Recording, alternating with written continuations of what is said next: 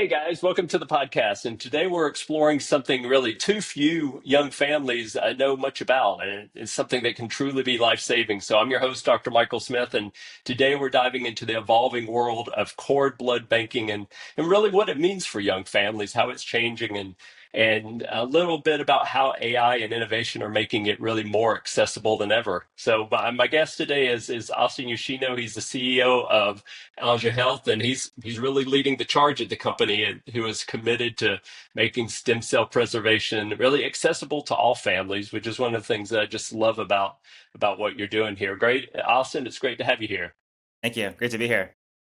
Well, I'd love to pass it over to you and introduce yourself and tell us a little bit about how you got involved in this space. Yeah, my name is Austin. I've been an entrepreneur in the tech space since college. Started with like 3D printing a prototype of medical device inspired by little bit cerebral palsy.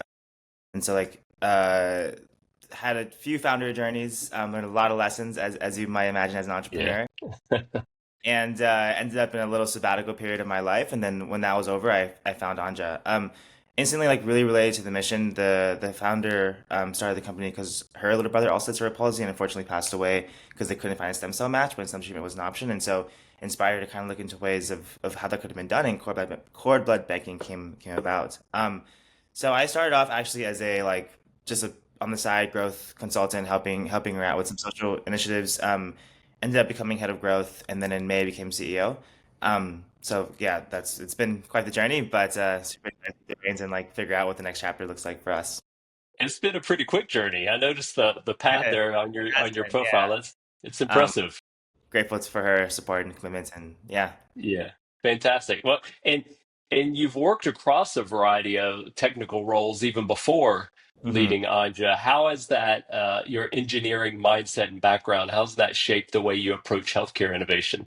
Yeah, it's a good question. So like the when I approached the market, it was a very interesting, I guess, like situation to be in because I didn't typically have intuition into the market, right? Like I'm not pregnant, I can't get pregnant. So the way that I approached the market had to have come from a science background, which is like creating a bunch of different experiments, having like really quick start and endpoints, and like figuring out how to basically like yeah, engineering, taking the engineering process to the marketing side.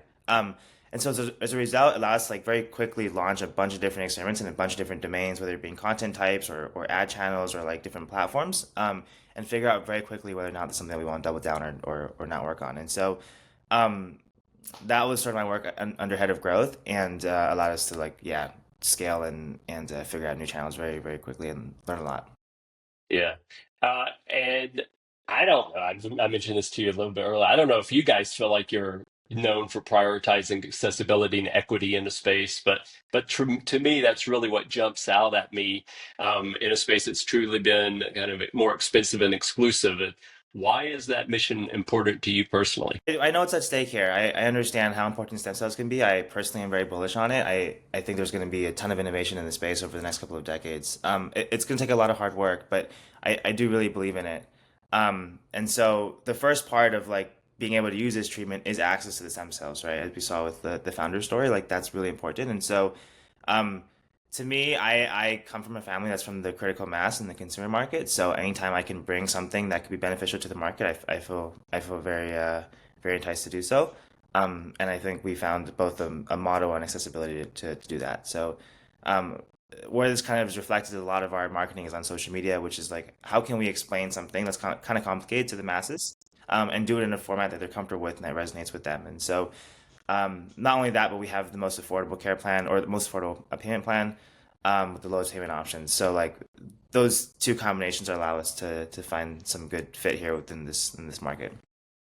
Yeah, I mean, from your perspective, your growth in Anja and like from that leadership perspective, what's really been the most surprising or rewarding part of growing a company like this, aimed at young families? It's been hearing like the hope and yeah, I would say hope that we've given parents. When they hop on user interviews, they talk about how they feel like they're part of something bigger than themselves, and that like they feel safe and hopeful knowing that this is bank for them, right? Even if like what exactly it can be used for is still being figured out, like I think it does give them hope knowing that they have this insurance policy, sort of so to speak. Probably the most rewarding single thing though is like we just had our stem cells being used actually for autism, and like the parents reported Nice. back like that their child was more affectionate, which to me like that's really special, right? Like, you can say like, oh, it fixed their arm or their knee is not as messed up as it was before, but for someone to be like my child is more affectionate to me is insane, right? And Mm, that really feels rewarding. So that um, says it all. yeah, that does say it all Yeah. exactly. Yeah. No, well, for those people who aren't necessarily familiar, we'll keep this at a high level. Obviously, we could have a whole day-long seminar on this topic, but that like, can you explain the process briefly about the whole, like, how do you acquire the cord blood, and how's that saved, and just kind of an idea. You've given some idea of why you might want to do that. Yeah, exactly. Sure. So the way it works is like you would purchase a kit from our site, and then we would ship it to you. You bring the kit to birth. When you give birth, the doctor or the person in charge puts the body parts into our kit. You call our courier. We pick it up and we send it to our lab in New Jersey. And then from there, our lab in New Jersey processes stem cells, takes it out, and then cryofreezes it for storage. Okay.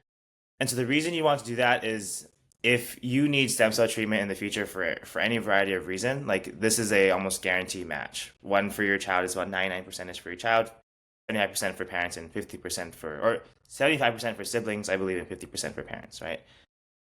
And so the problem with stem cell treatments is if you need that and you don't find a match and you have to go through the process of finding one, either by donation, which predominantly skews white. So one of the value props is if you are of mixed race, like you would might want to do this because the donor pool doesn't align with your genetics. The other way of getting it is like through bone marrow transplants, which we sure is not very fun. So like the reason you want to do it is like a once in a lifetime opportunity is just to store these cells that may be needed for future. And there really is nothing that the family, the baby, I mean, there really is nothing they need to do. It's just all a matter of kind of it's really done for them. And then for how long can those be saved? Their They can be cord stored for blood. life. So we have two options: a 20-year and a lifetime plan. Both work, but you can also get 20-year and upgrade to lifetime plan later. Plenty of options there. Perfect. I mean, what an incredible. I don't know if I would have necessarily predicted the whole home kit thing. That's very Yeah. cool process that y'all are doing. Well done there. Yeah. But like as you mentioned, though, education and awareness is just so huge. Probably, I mean, I would imagine top of the list. How are you thinking about using even something like AI to reach expectant parents and kind of basically at that right time? Yeah, AI is a little tricky. I personally use AI as an operating system. So everything in my workflow is done or aided by or leveraged by AI. I try to, as much as possible to automate company operations using AI. Um, but as far as like using AI to directly touch the parents or like reach parents, like haven't quite figured that out yet. And like maybe we don't need to. Maybe it's a human touch that matters more, in my opinion, Yeah. right? So. Um, like AI is a tricky subject, but yeah, again, like I use it internally like an operating system, but for like marketing material or like empathetic things, maybe it's not the best yet. Have you used it at all anywhere in the customer journey or like during registration or I mean, any way to personalize the journey for the clients, for the customers? Not quite. One thing that does come up and is a hot space is like AI for customer service. But like personally, one, our customer service is notably really good. We respond fast and we're human and we're direct. You can talk to a human directly. Right. And that's a hard stance because I hate talking to robots or AIs in like customer service. And so to me, that's like, while I understand the reasons for it, like from the customer experience journey, like as a parent, that is insanely frustrating. And like, I don't want our parents to go through that. So, um, while that is like an obvious one that everyone and their mothers in San Francisco has a AI B2B SaaS caller company, like have refrained from that because of those reasons, right? Just as a consumer, it drives me insane. Um, yeah, haven't done that yet. We have been approached by a couple companies of like using AI to alter the customer journey, like from the website, based on like showing you different content based on what it Mhm. thinks you are. I I haven't been super convinced yet, if I'm being honest there. Um, but yeah, I'm sure something will come out in this space. And what about because obviously ultimately you need to connect with the parents. But are there any, have you explored any B2B strategies with healthcare organizations, physicians, or any way that can help you connect with those parents? Yeah, we do. We do have some partnerships with some OBs and some doulas, and some communities as well. Like, suppose we should be launching a campaign with a mental health app for females in their pregnancy journeys. That's one as well. By far, the most scalable channel has just been socials. So the most scalable and consistent has been socials. So like we do have partnerships. They do bring in some sales, but I think like scalability and efficiency wise, social media still seems the way to go. Yeah, I mean, well, that's definitely how you're going to connect with the end user, the benefactor of what you have to offer. Um, I'm curious, you say you use AI for your kind of operational workflows. Uh, what kind of things are you using it for? Are you using it for anyway in onboarding, follow-up, appointment scheduling? How are you like for you personally, but also really for the company? Yeah, for onboarding, we just do straight to Calendly links. So we have a a customer service person that takes care, which Hmm. we've been told is really good. Like follow-ups are a combination of like manual tracking, which I know sounds not efficient, but there are some use cases where like it is actually important to manually track someone in their journey. And but those are edge cases, and then the majority of it comes in like Klaviyo flows. So AI is not super needed there. Like I actually think for touch points like this, if the parameters and data points are like hard data points and they're not dynamic, AI is not the best because it can hallucinate sometimes. Um, so like for those reasons, like the hard coded customer flow or drip campaigns seem to work the best in Klaviyo. Yeah. Yeah, that seems to be yeah. How are you guys connect?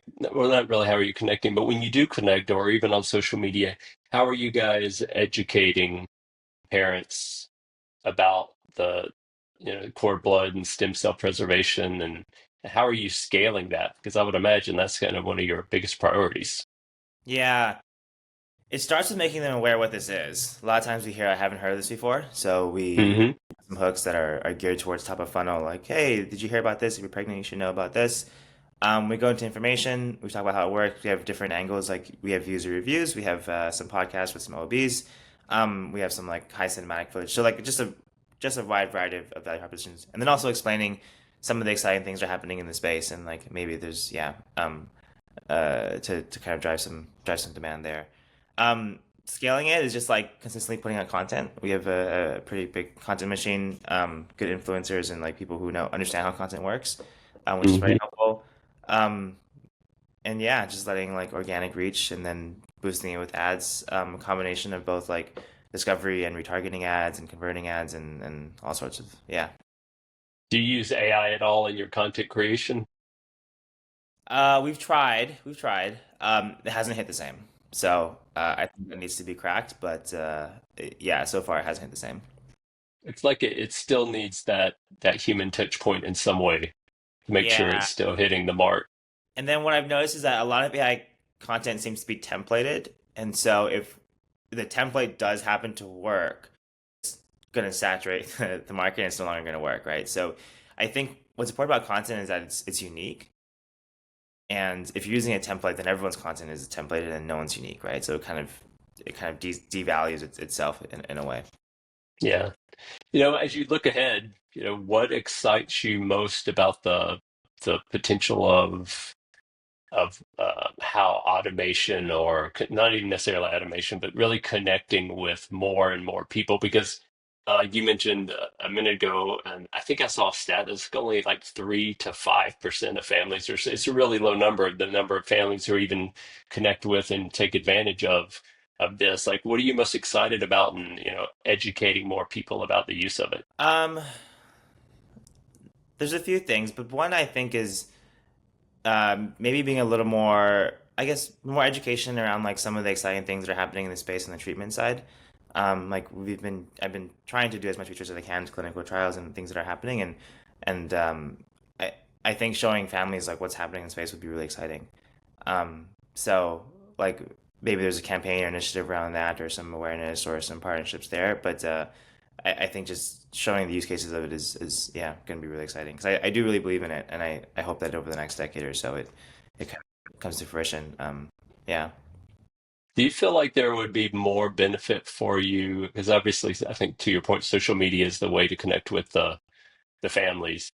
But do you see that there would be more benefit in connecting with more referrals through businesses? When I say businesses, I mean, healthcare organizations and that kind of thing. You said that they're kind of sending over a few, but it doesn't seem to be a big driver. Yeah, I think so. But in general, I think like you probably have a better read on this than I have. But from our experience, like OBs don't necessarily want to choose a cord blood bank, right? They don't Yeah, want to, yeah, they don't want to be sponsoring someone because I think conflict of interest happens, and right, I do believe healthcare professionals should be giving advice to people based on what they think the best answer is, not where their incentives are aligned, right? So, right, for those reasons, we've kind of just set up like here you have our pamphlet and our information in your office, and like whatever they choose, right? We're not gonna incentivize you to make a decision one way or the other. Again, they should be incentivized to for the best answer for the patient, regardless of whatever, right, right? So, um, I think that's a good thing in my opinion. I want to go to a doctor, that is gonna give me the best answer regardless, right? So, we do have some things. We set up pamphlets and yada yada yada. There are maybe some pregnancy companies that we could sponsorship and grow that too. So there is ways, but I think like the more obvious like medical healthcare provider one is a little more tricky that way. Yeah, it would probably be with other organizations outside of the actual providers. To your point, they're Yes. not Yeah. gonna, I mean, it's not in their interest really to align with a specific company. Yeah. What do you think what's the number one thing you think that potential, that expecting parents or new families that they need to know about this space? I think they just need to know that it's an option and they should research it. Um, Yeah. yeah. Especially notice if families have a history of a rare disease, like want someone banked because their dad has Parkinson's, for example, like this is probably more prevalent and like should be a bigger concern or a bigger yeah, should be on the table for them, I would say. So I think the first thing really just is awareness. They should be aware of this, that this is an option, and like you're going to throw the placenta away anyway, right?